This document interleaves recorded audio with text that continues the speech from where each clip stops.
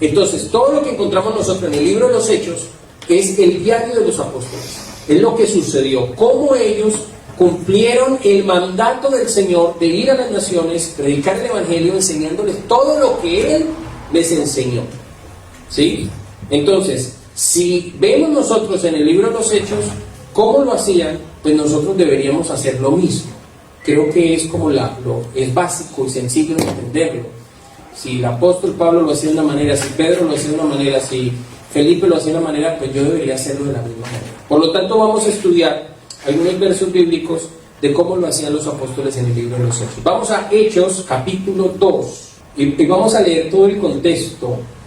Vamos a leer la Reina Valera, que es la versión que la mayoría de hermanos tienen en sus casas. La mayoría de pastores y todo tienen en su casa. Hechos capítulo 2, dice la palabra del Señor.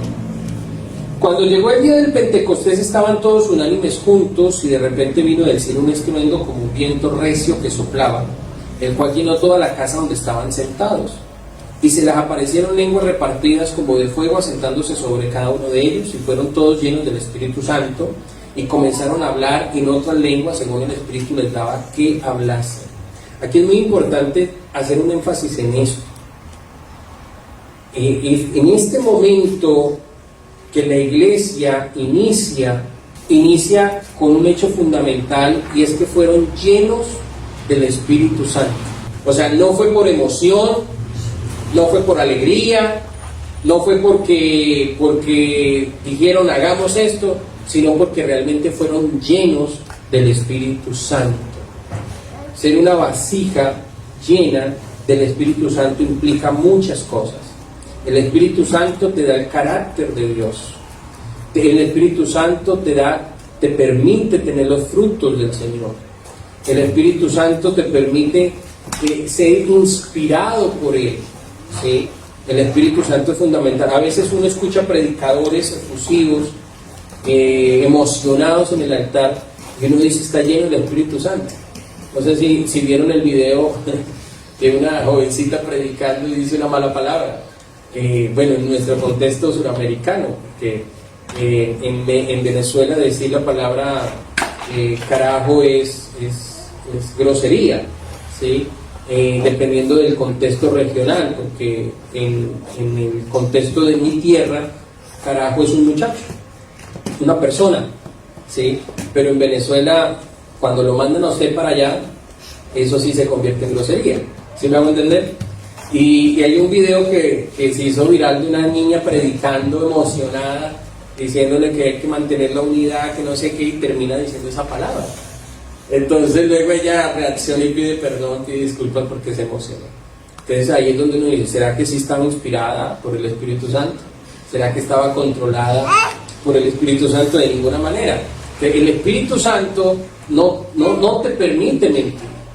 El Espíritu Santo no te permite descontrolarte. El Espíritu Santo no es solamente hablar en lenguas extrañas. El Espíritu Santo es ser lleno del Espíritu Santo, es tener el fruto del Espíritu Santo, ¿sí? Me gusta mucho un post que vi hace algunos días, que el Espíritu Santo no solamente te hace hablar en otras lenguas, el Espíritu Santo te hace retener tu lengua, te hace frenar tu lengua cuando vas a decir chismes de tus hermanos, cuando vas a hablar mal de tus hermanos, cuando vas a maldecir a alguien. El Espíritu Santo te controla, te retiene la lengua, no solamente que te pone a hablar en otras lenguas, ¿sí? Entonces por eso cuando vemos hermanos y hermanas que les gusta el chisme, que les gusta mentir, que les gusta hablar de otras personas, ahí es donde uno dice, realmente será que está llena del Espíritu Santo. Es difícil creer que una persona así esté llena del Espíritu Santo. Amén. Amén. Ahí lo dicen amén los hermanos, ¿verdad? Pero bien, aquí seguimos leyendo.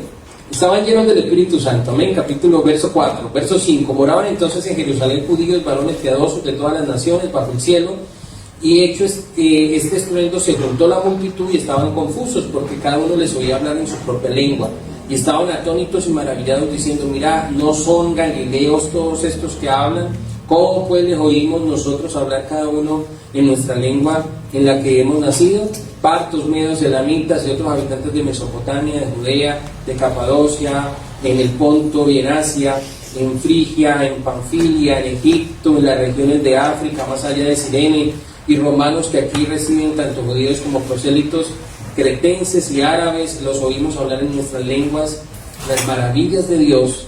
Estaban todos atónitos y perplejos, diciendo unos a otros: ¿qué quiere decir esto?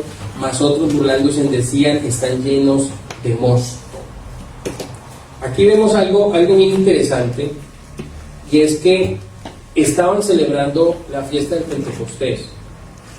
En la fiesta del Pentecostés se reunían personas creyentes en el judaísmo. Estos no eran gentiles simplemente, eran judíos o prosélitos creyentes en el judaísmo que iban a Jerusalén a celebrar la fiesta. Ellos hacían la fiesta de las cabañas, colocaban como su campamento y ahí se quedaban a pasar esos días de fiesta. Eso era algo impresionante. Por eso estaban todos ellos en ese lugar. Si no era que vivían ahí, sino que habían llegado y estaban durante la fiesta estaban en ese lugar. Ahora, ellos, cuando ven este hecho de que hay un grupo de personas hablando en un idioma que no era normal en ese instante, sino que era el idioma propio de cada uno de ellos, donde habían nacido, muchos decían: estos están llenos de mosto, o sea, están borrachos. Lo que decían: estos están borrachos. Se burlaban de ellos: mira lo que dicen, es porque están borrachos. Otros decían: ¿qué significa eso? Mira que yo nací y tengo este idioma de nacimiento, pero ellos no, ellos son galileos. Y cuando ellos dicen son galileos, están hablando de que los galileos eran considerados gente ignorante, gente que no tenía educación, y al verlos hablando otros idiomas, eso les pareció extraño, muy extraño a ellos. Entonces, verso 14: entonces Pedro, poniéndose en pie con los 11, alzó la voz y les habló diciendo: varones judíos y todos los que habitan en Jerusalén, esto sea notorio y oíd mis palabras, porque esto no es tan ebrios como vosotros suponéis, puesto que es la hora tercera del día. ¿Cuál era la hora tercera del día? ¿Alguien sabe? La hora tercera del día era aproximadamente las 9 de la mañana. Entonces les dije: miren, son las 9 de la mañana, ¿cómo van a estar borrachos estos? No están tomando. Ahora dicen: mas esto es lo dicho por el profeta Joel. Y ahí se remonta al libro de Joel, al profeta Joel, que dice: y en los postreros días, dice Dios, derramaré mi espíritu sobre toda carne, y vuestros hijos y vuestras hijas profetizarán, vuestros jóvenes verán visiones, y vuestros ancianos soñarán sueños, y de cierto sobre mis siervos y sobre mis siervas en aquellos días derramaré mi espíritu, y profetizarán, y darán prodigios arriba del cielo y señales abajo en la tierra, sangre y fuego y vapor de humo. El sol se convertirá en tinieblas y la luna en sangre antes de que venga el día del Señor grande y manifiesto, y todo aquel que invocar el nombre del Señor será salvo. O sea, se remonta a la profecía de Joel. ¿Sí? Varón israelita, oí estas palabras: Jesús Nazareno, varón aprobado. Aquí empieza el mensaje de Pedro. Empieza enseñándoles, explicándoles quién es Jesús. Y es muy importante, vamos a leerlo. Varones israelitas, oí estas palabras: Jesús Nazareno, varón aprobado por Dios entre vosotros con las maravillas, prodigios y señales que Dios hizo entre vosotros por medio de él, como vosotros mismos sabéis. A este, entregado por el determinado consejo y anticipado conocimiento de Dios, prendiste y matasteis en manos de inicuos, crucificándole, al cual Dios levantó suelto de los dolores de la muerte, por cuanto era imposible que fuese retenido por ella, porque David dice de él: veía al Señor siempre delante de mí, porque está en mi diestra, a mi diestra no seré conmovido, por lo cual mi corazón se alegró y se gozó mi lengua, y aún mi carne descansará en esperanza, porque no dejarás mi alma en el Hades, ni permitirás que tu santo vea corrupción. Me hiciste conocer los caminos de la vida, me llenarás de gozo por tu presencia. Varones hermanos, se os puede decir libremente que el patriarca David, que murió y fue sepultado, y su sepulcro está con nosotros hasta el día de hoy, pero siendo profeta y sabiendo que con juramento Dios lo había jurado que de su descendencia en cuanto a la carne levantaría al Cristo para que se sentase en su trono, viéndolo antes habló de la resurrección de Cristo, que su alma no fue dejada en el Hades, ni su carne vio corrupción. A este Jesús resucitó Dios, de lo cual todos nosotros somos testigos. Así que exaltado por la diestra de Dios y habiendo recibido del Padre la promesa del Espíritu Santo, ha derramado esto que vosotros veis y oís, porque David no subió al cielo, pero él mismo dice: dijo el Señor a mi Señor, siéntate a mi diestra hasta que ponga a tus enemigos por estrado de tus pies. Sepa pues ciertísimamente toda la casa de Israel, que a este Jesús, a quien vosotros crucificasteis, Dios le ha hecho Señor y Cristo. Aquí viene algo muy interesante, verso 37. Al oír esto se compungieron de corazón y dijeron a Pedro y a los otros apóstoles: varones hermanos, ¿qué haremos? Aquí hay una situación. Pedro les está hablando y les está diciendo a ellos, con base a las escrituras del Antiguo Testamento, profeta Joel, luego va a los salmos de David, y les está diciendo: ese Jesús que ustedes tomaron, juzgaron, crucificaron, mataron, pero que resucitó, porque ya David había profetizado que iba a resucitar. Ese Jesús es el dador de la vida. Ese Jesús ha sido puesto como Señor y Mesías. Es el Mesías que todo el pueblo de Israel ha estado esperando toda la vida. Y cuando ellos entendieron eso, dijeron: ¿qué haremos? O sea, la embarramos, lo crucificamos, era nuestro rey y lo matamos. Ahora, ¿qué haremos? Esa es la pregunta. El verso 37, se compungieron de corazón. Aquí hablamos de una postura de arrepentimiento, ¿no? De dolor, de decir: me he equivocado. ¿Qué haremos? Verso 38, aquí este es nuestro verso clave. Pedro les dijo: arrepentidos. Uno puede decir: ya estaban arrepentidos. No, ellos habían sentido el dolor por lo que habían hecho, pero el arrepentimiento no es solamente sentir el dolor, sino no volver a hacer lo que se estaba haciendo mal, devolvernos de ese mal camino, ¿no? Arrepentidos y bautícese cada uno de vosotros en el nombre de Jesucristo para perdón de los pecados, y recibiréis el don del Espíritu Santo. Porque para vosotros es la promesa, y para vuestros hijos, y para todos los que están lejos, por cuanto el Señor nuestro Dios llamare. Y con otras muchas palabras testificaban y les exhortaban, diciendo: sed salvos de esta perversa generación. Así que los que recibieron su palabra fueron bautizados, y se añadieron aquel día como 3,000 personas, y perseveraban en la doctrina de los apóstoles, en la comunión unos con otros, en el partimiento del pan y en las oraciones. Esto es buenísimo. ¿Por qué? Pedro les predica el mensaje, ellos se arrepienten, se compungen de corazón, y les dice qué debemos de hacer, y Pedro les da la solución inmediata. Deben de bautizarse, de arrepentirse y bautizarse en el nombre del Señor Jesús, en el nombre de Jesucristo. ¿Sí? En griego aparece como Jesús Cristo. ¿Ya? Deben de aceptar al Señor como Mesías, y la manera para aceptar al Señor como Mesías es siendo bautizado en su nombre.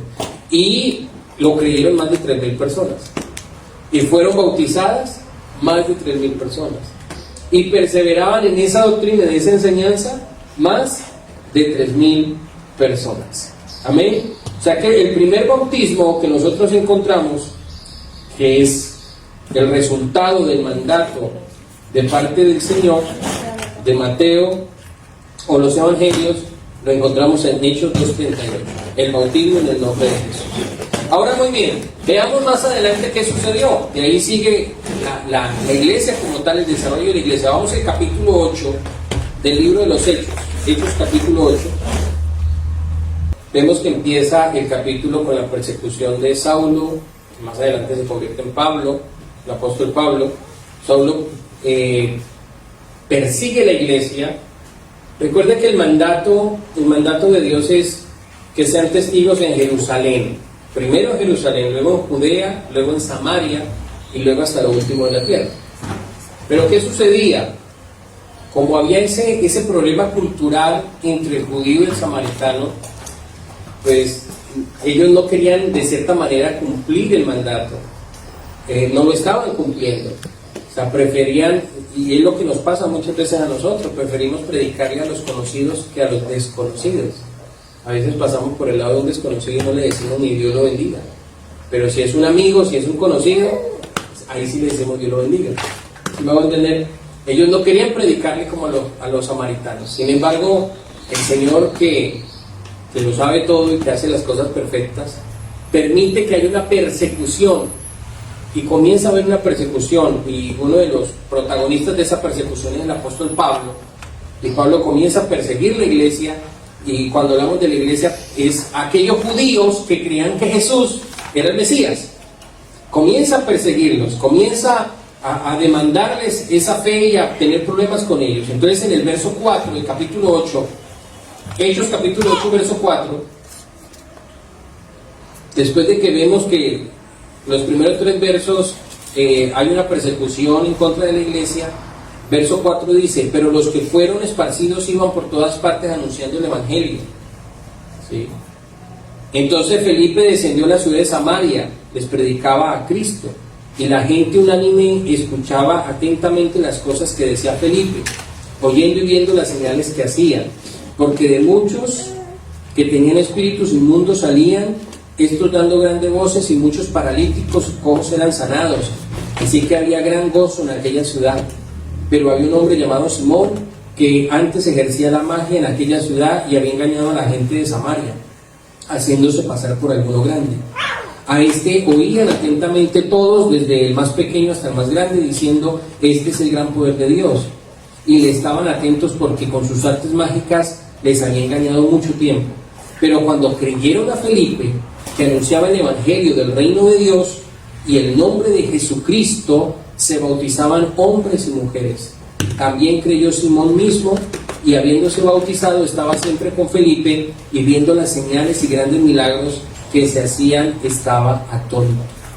Cuando los apóstoles que estaban en Jerusalén oyeron que Samaria había recibido la palabra de Dios, enviaron allá a Pedro y a Juan, los cuales, habiendo venido, oraron por ellos para que recibiesen el Espíritu Santo, porque aún no había descendido sobre ninguno de ellos, sino que solamente habían sido bautizados en el nombre de Jesús.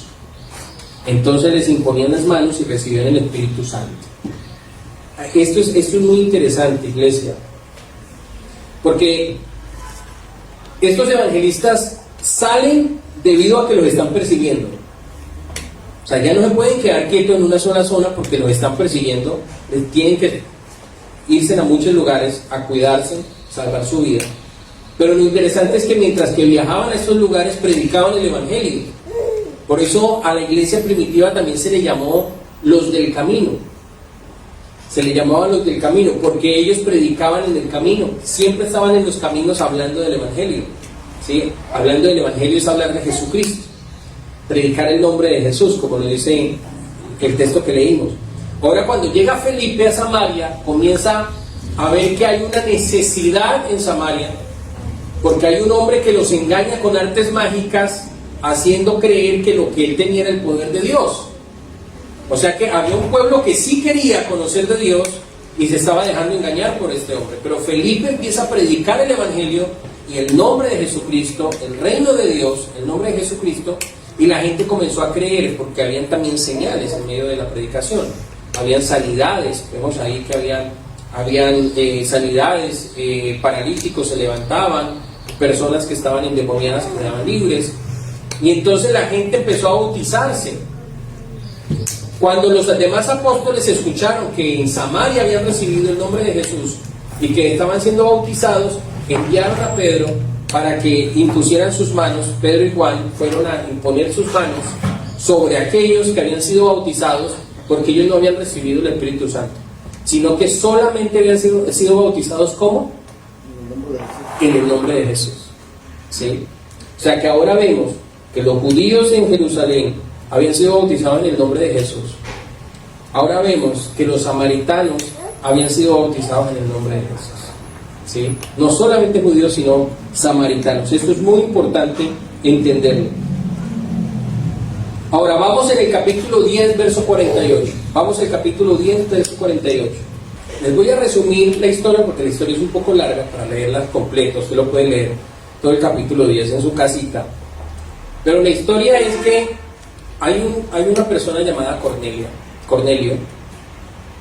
Cornelio es italiano, es centurión, o sea que trabaja en el imperio, es militar, centurión de la compañía llamada La Italiana, y este centurión es un prosélito, es un hombre de fe, es un fiel de las naciones, se le llama a los prosélitos. Él había ayudado a construir sinagogas, él daba limosnas, era un hombre muy bueno, pero le faltaba algo. Y él ayunaba y le pedía al Señor. Y en ese ayuno, él tiene una visión, un ángel se le aparece y le dice, mira, manda a Jope, creo que es el lugar donde se encuentra, manda a buscar a un hombre que está en Jope y se llama Simón. Mándalo a buscar para que él venga y te diga qué es lo que te hace falta, porque él era bueno, era un hombre piadoso, era un hombre que daba limosnas, era un hombre que realmente hacía las cosas muy bien. Uno dice, no, pues este hombre ya se ganó el cielo, ¿verdad? Pero un ángel le dice, ve y busca a Simón. Él le dirá qué tiene que hacer, él le dirá qué es lo que tú necesitas. Ahora, al otro lado de la historia está la historia de Simón. Eso era lo que le pasaba a Cornelio, pero al otro lado está la historia de Simón. Entendemos que para los judíos, en la cultura judía, no estaba bien sentarse a comer, ni sentarse o entrar a la casa de un gentil, porque los gentiles para ellos eran como nada, eran como perros. Inclusive ellos tenían en poco, los religiosos tenían en poco a los gentiles, porque ellos creían de cierta manera que solo ellos eran salvos y los gentiles no tenían parte con el reino, ¿sí? Entonces ahora Dios tiene un trato con Pedro, y es que Pedro está en Jope, en casa de Simón el curtidor, muy posiblemente familiar de él, y estando ahí, él tiene una visión, él está ayunando y tiene una visión, un éxtasis. Dice que ve un lienzo descender del cielo, y encima del lienzo, o en el lienzo, cualquier cantidad de animales, pero animales inmundos. ¿Cuáles eran los animales inmundos? Aquellos que la ley, la Torá, le decía a los judíos que no debían de comer, ¿sí? Animales que estaban prohibidos comer, entre ellos el cerdo, el cerdito, cochinito, ¿sí? Ahí estaba.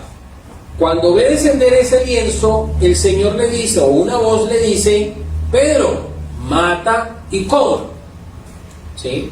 Mata y coma. Y eso creo que sucede como unas 2 veces, ¿ok? Ahora, muchas personas toman ese texto bíblico para decir, sí, mira, podemos comer lo que queramos. No es así. Ese texto bíblico no nos está dando vía libre para comer lo que queramos. Igual no lo necesitamos para comer lo que queramos, ¿verdad? Eso lo vamos a ver más adelante con el apóstol Pablo. Pero este texto no tiene que ver con la comida. Este texto no tiene que ver con los animalitos. Este texto lo entiende Pedro más adelante cuando va a la casa de Cornelio. Porque para un judío, ver a un gentil o compartir con un gentil era como compartir con un animal inmundo. Estaba prohibido por la ley comer un animal inmundo, inclusive tocar un animal inmundo. Ahora para ellos era culturalmente parecido al tratar con un gentil. ¿Me hago entender, hermanos? Entonces Dios trata con Pedro para que Pedro pueda ir a evangelizar a Cornelio. Dios lo capacita y le muestra que él no hace excepción de personas y que no podemos llamar inmundo a algo que el Señor ya santificó, ¿sí? Rompe esa barrera cultural y le está diciendo ahora, ellos también son mis hijos, los gentiles también son mis hijos, necesito que usted vaya a predicarles el evangelio. Entonces ahí encontramos a un Pedro que viaja, porque van a buscarlo, obviamente, viaja hasta donde está Cornelio y empieza a testificarles, a predicarles el evangelio. Verso 34, entonces Pedro, abriendo la boca, En verdad comprendo que Dios no hace excepción de personas, sino que en todas las naciones se agrada del que le teme y hace justicia. Y comienza ahí a predicarles el Evangelio. Verso 44.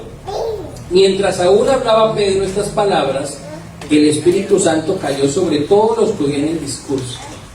Nótese dos cosas muy interesantes aquí. Los samaritanos, ¿qué fue primero? ¿El bautismo o el Espíritu Santo? Fue primero el bautismo, en agua, y después oraron por ellos para que recibieran el Espíritu Santo. En este caso es diferente. En este caso primero fue el Espíritu Santo que desciende sobre aquellos que oían atentamente las palabras de Pedro.